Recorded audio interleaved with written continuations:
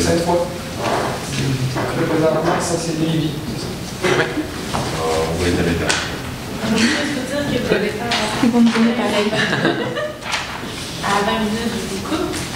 On va dire que vous avez des pénalités. Puis je vous informe qu'il reste 10 minutes, il reste 5 minutes, 2 minutes et 30 secondes.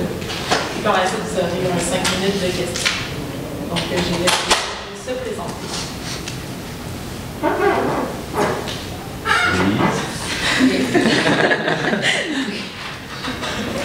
Élise Cormier, professeure ici à la faculté Tournesol, dans Tintin. Et aussi directrice du programme premier cycle, deuxième cycle. Bonjour, Florence Cauchy, gestionnaire de compte pour Pointe. André Gascon, je suis le citoyen à la faculté. Montréal. Je nous présente, Samuel Brisson, Pierre-Antoine Lavoie et moi-même, Laurie Coulon. Nous sommes de Stratégie BCL. On était approchés par Procter & Gamble, une compagnie qui distribue plus de 300 marques à travers 180 pays du monde. Ils nous ont approchés pour qu'on les aide avec leur commandite de Merci Maman.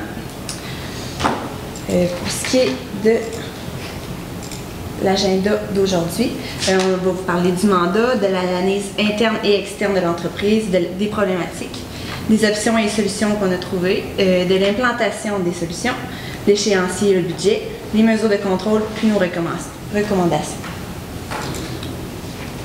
Pour ce qui est du mandat, le premier mandat est de proposer un plan afin d'accélérer le mouvement qui est déjà commencé, c'est-à-dire le mouvement de Merci Maman. Puis aussi de capitaliser sur le partenariat de PNJ avec Canada avec les Olympiques. Donc, dans un premier temps, bien sûr, vous allez faire une analyse interne de l'entreprise. Donc, PNJ étant une entreprise déjà établie sur le marché, évidemment, il y a des forces à considérer. Donc, elle a une belle notoriété par l'entremise de ses nombreuses marques. Donc, cependant, qu'est-ce qui est la faiblesse de PNJ? C'est justement le fait que c'est pas PNJ en tant que tel que les consommateurs reconnaissent, mais bien les marques. Donc, Crest, Tide, Oral-B et toutes ces marques-là. Donc, de ce côté-là, c'est la faiblesse. Donc, cette faiblesse-là, on veut justement la changer en une force par l'entremise justement du fait qu'on contrôle le marché. Il y a moyen d'aller de l'avant et de faire connaître PNJ quand les consommateurs voient les marques en tant que telles.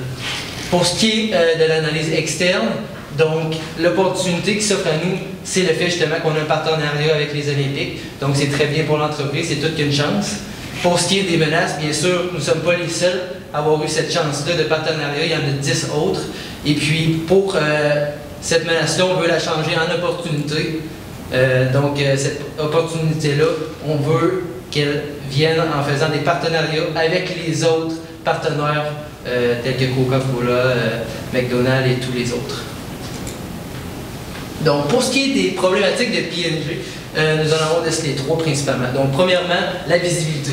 Comme j'ai mentionné, ce n'est pas nécessairement le logo PNJ qu'on va reconnaître, c'est plus les marques en tant que telles de l'entreprise. Deuxièmement, il y a l'adhésion à la cause. Donc, il y a déjà des mesures, principalement sur les réseaux sociaux, qui ont été mises en branle. Cependant, c'est une problématique dans le sens où il y a moyen de pousser, d'aller vers l'avant avec ça. Et puis, troisièmement, donc, le temps qui est une problématique, étant donné que notre objectif, c'est les jeux de l'ombre à court terme. Donc, étant en mars, donc la fenêtre de temps là, est relativement courte. Exactement. Par contre, les problématiques, on peut les résoudre, on peut contrer ces problématiques-là en mettant sur pied une stratégie qui va nous permettre justement de faire connaître PNJ, mais aussi de faire connaître le mouvement davantage.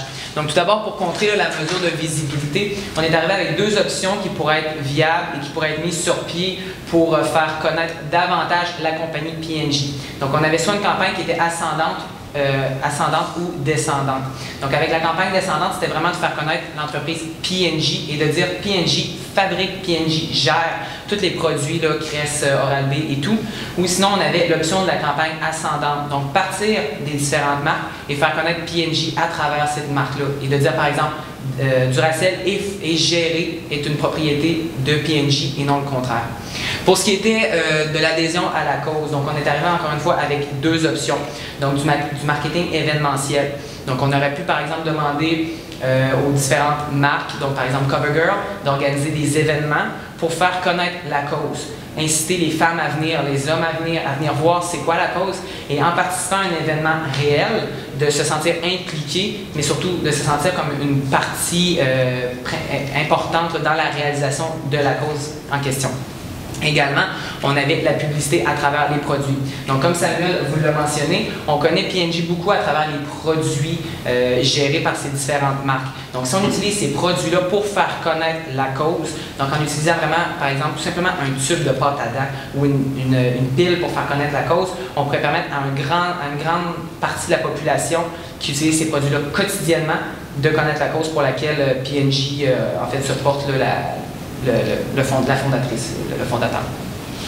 Ensuite, pour ce qui est de la problématique temps, donc on avait l'association avec d'autres compagnies. Donc, comme notre fenêtre est relativement réduite, en s'associant par exemple avec McDonald's ou avec d'autres compagnies, on pourrait doubler notre visibilité, augmenter le nombre de personnes touchées par nos campagnes publicitaires ou inciter un plus grand nombre de personnes ou une population différente à participer au mouvement, surtout à se sentir impliquées dans celui-ci. Et en terminant, donc remettre de l'emphase sur les réseaux sociaux, donc Twitter, Facebook, LinkedIn, Flickr, vraiment mettre l'emphase sur les réseaux sociaux pour les relancer et relancer également la population.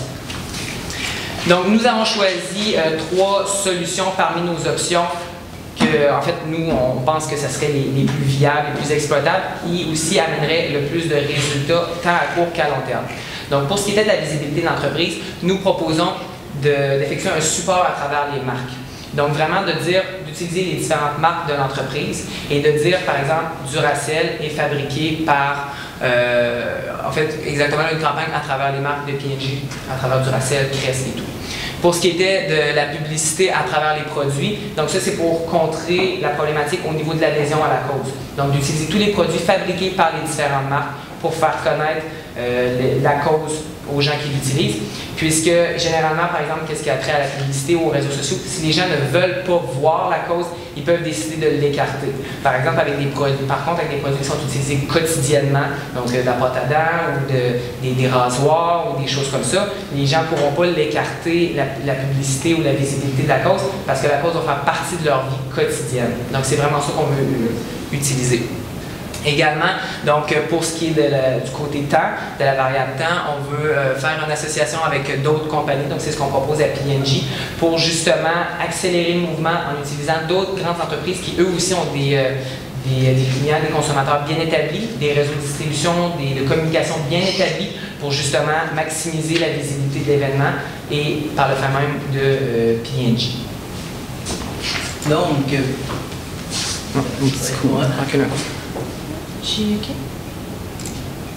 donc, pour ce qui est de l'implantation de notre première solution, de faire la campagne à travers les marques, donc nous voulons vraiment que les marques, les 29 marques qui sont plus impliquées, montrent aux consommateurs qu'eux aussi s'impliquent dans le processus de Merci Maman. Donc, par exemple, j'ai un exemple pour vous. Mettons, sur une boîte Duracell, nous montrons le logo, bien sûr, de P&G pour que les consommateurs sachent que ce produit-là encourage P&G, étant donné que ça fait partie de la même famille. Donc, en inscrivant, bien sûr, Merci Maman. Donc, indirectement, les différentes marques vont supporter. En fond, ça, c'est le consommateur qui va s'en rendre compte, étant donné que, comme j'ai mentionné, ils ne savent pas vraiment que c'est P&G qui fait partie de ça. Deuxièmement, pour ce qui est de la deuxième implantation, on veut faire une campagne publicitaire avant les Jeux pour vraiment amener le plus de consommateurs possible à adhérer à ce mouvement-là du Merci Maman. Donc vraiment de faire des emballages donc sur les produits, sur les différents produits marques. Donc faire des emballages spécialisés sur mesure pour cette campagne-là, ce mouvement-là de Merci Maman. Donc ainsi, les consommateurs, en consommant ces produits-là au quotidien, vont adhérer au mouvement. Et puis, on veut faire une campagne post-événementielle, donc après Londres, pour remercier un peu les consommateurs d'avoir consommé dans cette optique, en incluant les athlètes qui vont avoir performé ou simplement qui sont appréciés des consommateurs. Donc, en les incluant dans des pubs TV, par exemple. Par exemple, il y a, on pourrait mettre un champion qui a gagné une médaille d'or, qui tout simplement met sa médaille autour du cou de sa mère, puis il fait un colleux, il dit merci maman. Ça pourrait être un exemple tout simplement pour vraiment montrer aux consommateurs que c'est comme la suite, puis Par la suite, étant donné que c'est un partenariat de 10 ans, bien sûr, les consommateurs vont rester un peu accrochés à ça, puis c'est bien sûr que les ventes ils vont continuer à se maintenir étant donné que c'est sur une plus longue période. Puis aussi, c'est pas tous les partenaires qui vont nécessairement continuer après les Olympiques, donc encore là, c'est une façon de se distinguer un peu des autres partenaires. Puis c'est une question de visibilité. Par la suite, pour ce qui est une association avec les autres compagnies, donc par exemple, par une association avec McDonald's, qui était aussi donc, The Olympic Partner, dans le fond, lui, en y imposant, pas y imposant, mais en y incluant sur leur boîte, par exemple, de frites, notre logo « Merci Maman », on pourrait doubler en fond notre publicité. Puis pour eux, bien sûr, c'est un avantage étant donné qu'eux aussi font de la publicité. Puis donc c'est un 2 pour 1 pour eux, tout comme nous. Pour ce qui est de l'échéancier, nous avons divisé ça en deux, donc avant les Jeux de Londres, la campagne pré-événementielle, puis la campagne post-événementielle. Donc, dans un premier temps, nous voulons s'assurer d'un partenaire. Donc, si nous faisons affaire, par exemple, avec McDonald's, je reprends le même exemple, nous voulons nous assurer qu'ils voudraient faire affaire avec nous, étant donné que si nous voulons mettre nos logos sur leur boîte ou vice-versa, mettre leur logo McDonald's sur nos produits, s'assurer qu'on fait vraiment un partenariat avant de produire justement les nouveaux emballages pour perdre d'argent tout simplement. Par la suite, nous allons produire en grande quantité les emballages. Donc là, on veut vraiment faire ça sur une période le plus courte possible pour justement avoir une période, principalement l'été, donc environ vers mai-juin, où ce que les produits vont se vendre, où ce que les consommateurs vont connaître le mouvement pour justement, ou les Jeux olympiques, ils savent c'est quoi. Pour ce qui est de la campagne post-événementielle, comme j'ai mentionné. Donc, c'est par la suite faire un retour sur les événements qui s'est produit. Donc, remercier les consommateurs d'avoir adhéré à ce mouvement-là. On ne se cachera pas, l'implantation d'un projet, d'une stratégie va nécessiter nécessairement des fonds, donc de l'argent, du temps et tout. On vous présente ici notre budget. Donc nous, on demande en fait, on propose à P&G d'investir un montant total de 3 500 000 $ dans la réalisation de ce projet-là. Donc si on regarde la majeure partie, donc 72 % des fonds investis vont aller au niveau de la publicité. Donc que ce soit de la publicité pré- ou post-événementielle. Donc pré-événementielle, on parle par exemple des affiches dans les magasins, par exemple chez Walmart, dans la section CoverGirl, il y a des panneaux, donc mettre des panneaux où est-ce qu'on voit le slogan « Merci maman ». Si on parle du côté post-événementiel, on parle plutôt des campagnes télévisées, où est-ce que là, c'est ça qui va en fait consommer la plus grande partie là, de notre budget pour remercier les gens d'avoir adhéré à la cause de Merci maman pour les Olympiques. Ensuite, 14 % du budget vont aller pour les mamans. Donc comme P&G l'avait en fait très clairement mentionné. Donc 500 000 qui vont aller pour payer les billets d'avion, supporter les mères dans leurs déplacements, dans leur transport, dans leurs encouragements, surtout pour leurs enfants. Finalement, 14 % vont aller dans les emballages. Donc en fait, on ne restructure pas les emballages complètement, on garde les emballages que les entreprises ont déjà, que les marques ont déjà, mais on va rajouter simplement la mention « Merci maman » avec le logo P&G, le logo des partenaires, pour par la suite en fait, faire de la publicité tant pour P&G que pour la cause pour laquelle P&G lance un mouvement pour le Canada en entier. Ensuite, en fait, si on investit de l'argent, du temps, des ressources, on veut nécessairement mettre en place des mesures de contrôle. Des mesures de contrôle pour s'assurer qu'on a bien effectué le projet, bien mis en place le projet, et surtout qu'on a un résultat au final. Donc, la première mesure qu'on propose, en fait, c'est des sondages. Donc, des sondages auprès de la population canadienne. Des sondages pour permettre à P&G de savoir si l'impression qu'elle a laissée chez les consommateurs, si c'est la bonne. Si le monde, maintenant, se rappelle qui est P&G, que fabrique-t-elle, qu'est-ce qu'elle a fait pour la population canadienne, et non seulement un nom, seulement 2 lettres, P et G. On veut vraiment qu'ils se rappellent c'est quoi P&G. Ensuite, on va également mettre en mise en place des contrôles, des mesures de contrôle des états financiers. Donc, pour vérifier que l'investissement de 3 500 000 ait des répercussions positives. Donc, une hausse des ventes, une hausse en fait de tout ce qui a rapport à une rentrée d'argent pour l'entreprise. Et en fait, finalement, si à travers toutes les mesures qu'on a proposées à P&G aujourd'hui, en fait, on a également des mesures de contrôle à leur proposer. Des mesures de contrôle pour s'assurer que tout a été fait dans l'ordre, mais surtout avec en fait, les qualités nécessaires pour que le projet fonctionne. Donc, tout d'abord, on avait une orientation consommateur. Donc, P&G gère différentes qui fabriquent des produits pour les consommateurs. Donc, il faut garder en tête que c'est les consommateurs qui achètent et c'est les consommateurs qui vont adhérer à la marque. Donc, c'est important que P&G garde toujours une orientation qui est ciblée vers le consommateur pour ne pas déroger de son principe de base qui est le consommateur avant tout. Ensuite, choisir des athlètes canadiens, donc surtout pour la campagne post-événementielle. En fait, les fonds vont servir à aider les familles canadiennes et les mères canadiennes. Donc, on veut utiliser vraiment des athlètes canadiens pour montrer que les fonds sont allés à nos athlètes, à nous, et surtout que nous, le Canada, on a rayonné à travers la planète, puis qu'une entreprise, en fait, a aidé les Canadiens là, à rayonner. Et en terminant, c'est d'y croire. Donc, peu importe le projet qu'on lance, c'est important de toujours croire à son projet, croire à ses moyens, à ses ressources, mais croire aussi qu'on peut atteindre les résultats escomptés. Donc, si P&G réussit à mettre ces trois facteurs-là ensemble, elle va être capable d'atteindre ses objectifs qui sont clairement cités, donc de toucher et d'améliorer la vie des consommateurs grâce à leurs produits. Donc, c'est vraiment ça que P&G doit garder en tête pour pouvoir réussir ses objectifs. Alors, pour conclure, P&G a été créé en 1937 en croyant à ses idées, en croyant à ses objectifs. Si elle continue ainsi à suivre nos stratégies, puis en croyant à ses idées, en croyant vraiment au concept de Merci Maman, bien, ça ne peut pas être autre chose qu'être un franc succès, vu que P&G, c'est un succès. Voilà. Merci.